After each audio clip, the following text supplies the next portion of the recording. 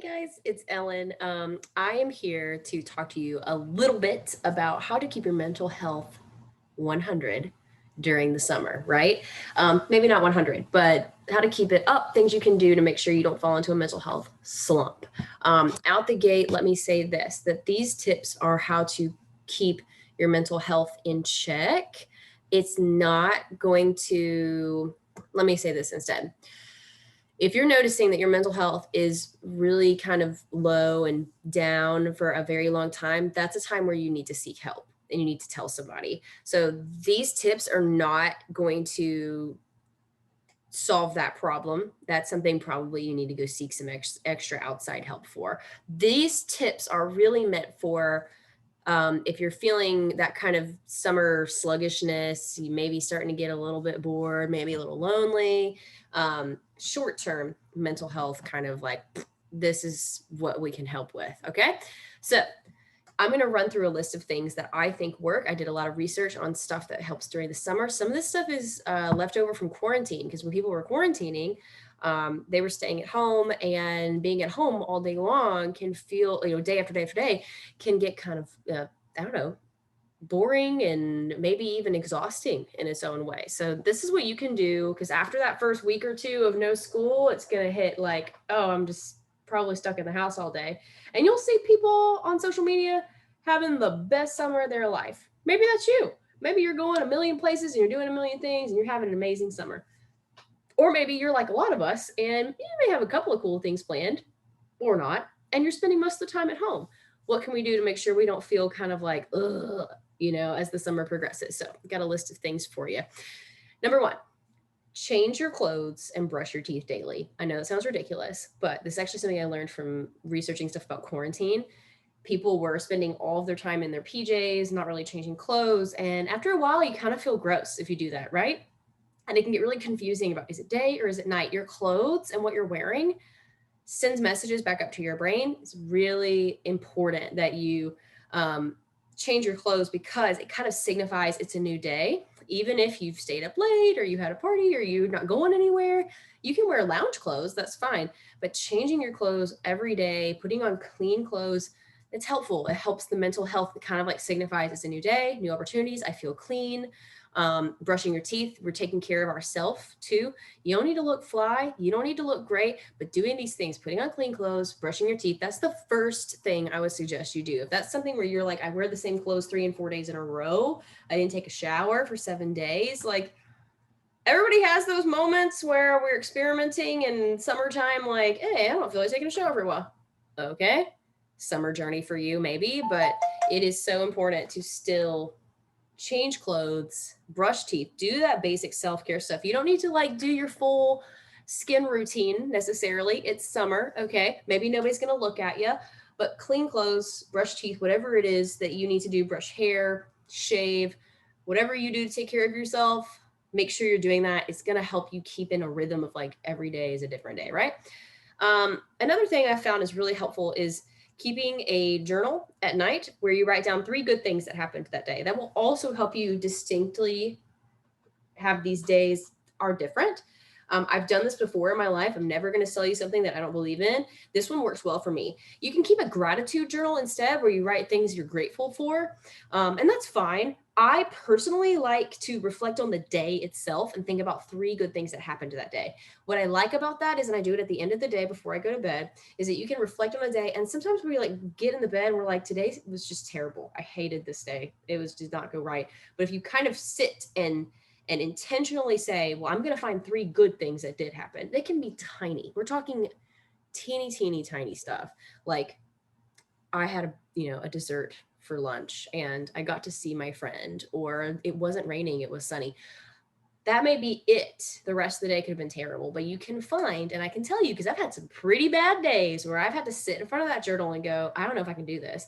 And I've found 3 things, even if they're small, to write about each day. And it's so nice to kind of like, it's like giving your brain a bath at the end of the day. You're like, oh, okay, reset, everything's fine. So do recommend that one. If you prefer to keep a gratitude journal and write things you're grateful for, that's fine too. But I like the 3 good things that happened every day. Keep that mental health up.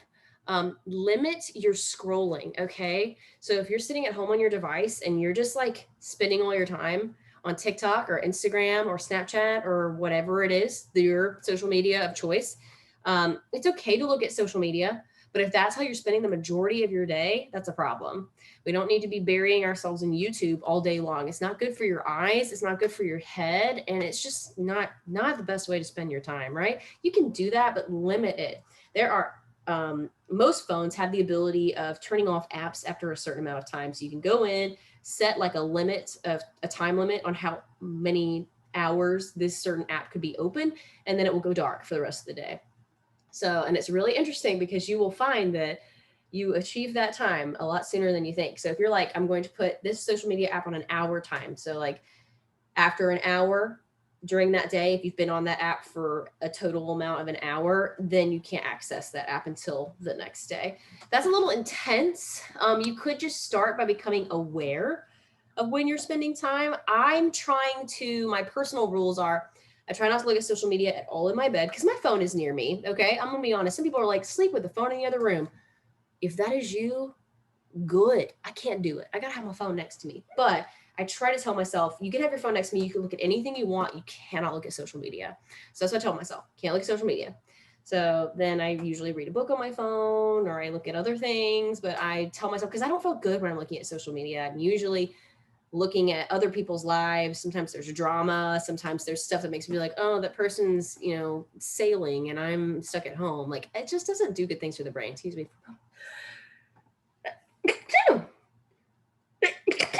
Excuse me.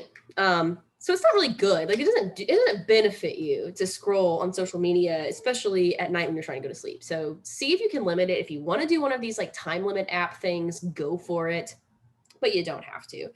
Just become aware of it. I'm also trying to tell myself if I find myself scrolling on any kind of social media to stop immediately. Like I'm just right now in my brain being like, oh, caught myself looking now again. I'm a millennial, so I use Facebook, but it's like caught myself looking at Facebook again, close it. Caught myself looking at Instagram again, close it. Find something else to do. I'm trying to just check myself because I know I do that like when I'm not thinking.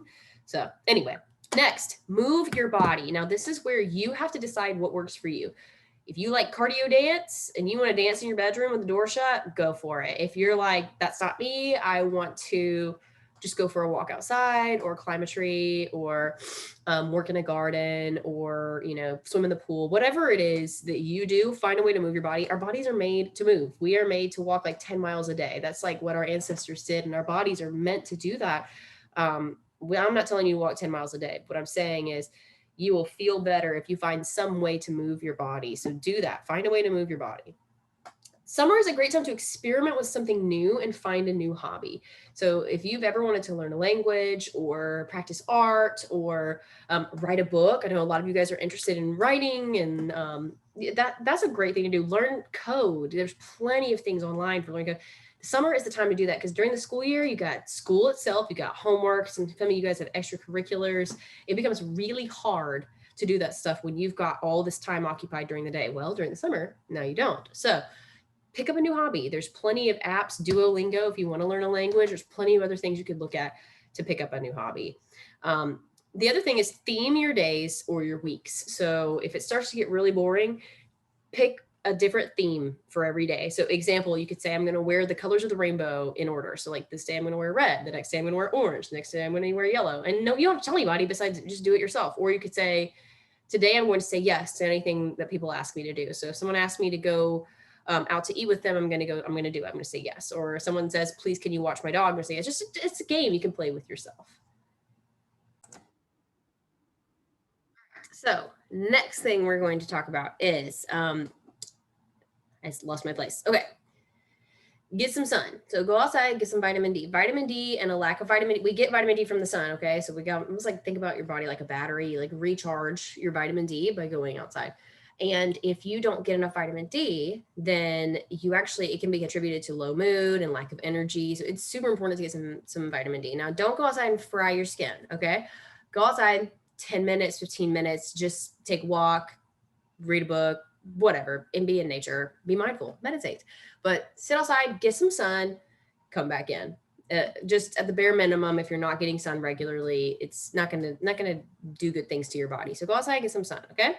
Next thing, pay attention to what you're putting into your body. So if you're just eating junk, you're gonna feel like junk, right? And again, you can eat, you know, special stuff occasionally, but like don't be putting just junk into your body or you're going to feel gross, right? So do make sure that you're eating decent meals, you're eating regularly throughout the day. Try to lower snacking down to a minimum as you're not just grazing, like have some protein, have some vegetables. And you can have those special desserts, sodas, whatever, occasionally, but like not all the time. We don't need to be living off Oreos, right? So be careful what you're putting in your body because what you put into your body matters. It's going to change your energy. It's going to affect your energy. If you're just putting in garbage, you're going to feel like garbage. Also, if you're using substances, that doesn't do good things to your body either. We know this. We've talked about this, but like what you're putting in matters, okay? And you only got one body. So we want to take care of it. Take some time to do creativity or art. And if you're not into art, just being creative, thinking up a story, coming up with a podcast, just letting your mind wander, daydream. Like your brain wants to be creative. So find a creative outlet, find something you can do to give your brain kind of like a place to play. And that could be using some of the art materials we've given you, coloring, scribbling. Doesn't need to be pretty. It's about process, not product. I'm not here to tell you to make a beautiful piece of art. What I'm telling you is to get creative, have fun, pick colors that feel fun, pick colors that work for you. Go in and just fling paint on something. You do pottery, doesn't matter. Find something, or again, like I said, come up with a storyline, write a book. Just find a place for your, like a playground for your brain. That's creativity. We want to find a place to I don't know, for our brains to decompress and have fun. Another thing is when you're using creativity, you're going to be stimulating yourself mentally. And a lot of times when we start to have anxious thoughts or worries, it's basically our creativity going off and doing what it's not supposed to do. It's creating worst case scenarios. It's fabricating, what ifs. And we don't want to let that be the place our creativity lands. We want to use our brains for creativity that is positive. So that's why it's important to find a creative outlet. Find the funny. So find a show or memes or whatever that make you laugh. If you ever do have a bad day, because you will, bad days happen to everybody. Find something that makes you laugh every time and review it. You can have like a playlist of YouTube videos that make you laugh, or a place where you put memes that have made you laugh. I have a Pinterest board that's just videos that have made me laugh. Also, my TikTok, I save all the videos that, like, if I ever laugh out loud, I save it because I want to go back. Some days I need a good laugh. Also, my favorite show is Seinfeld. And so if I ever have a day where I just kind of need to veg out, I'm going to put Seinfeld on my TV and I'm going to fall asleep watching Seinfeld because it helps me. So find the funny. Humor is so important. Maybe you don't have a show, but like you have a funny friend that you can talk to. Find a funny friend. Just find the humor. You got to keep humor. Okay. That's going to help keep that mental health up. Notice your feelings when you do feel bad so that you can pay attention to that. What I do is I keep a color-coded planner of days when I feel good or bad. So I've got 3 different colors: a good day, a neutral day where it's like, meh, didn't feel one way or the other, and then a bad day. And this is helpful because I do have days where I don't feel so great, that don't go so well. Maybe my mood is just low. But what's helpful about drawing it out is you can see those days don't happen very often. Most of my days are good, which is green. So that's nice. It's nice to see this. So do that during the summer. If you're watching your moods kind of go all over the place, you might find it relates to the food you're eating, or the lack of sleep you get, which is another thing. You need to go to sleep and have regular sleep. Or maybe it's related to your hormones. So just think about keeping a visual representation of your moods. If you ever feel overwhelmed or panicky, take some deep breaths.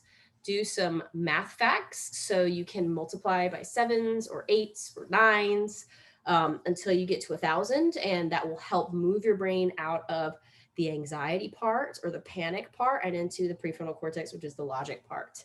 So that's pretty much it. That's how you can keep that mental health in check during the summer. If you do those things, and you may not have to do all of them, just pick 1 or 2 that really work for you, experiment, and hopefully your mental health will be in good shape throughout the summer. So thanks, guys, and appreciate it.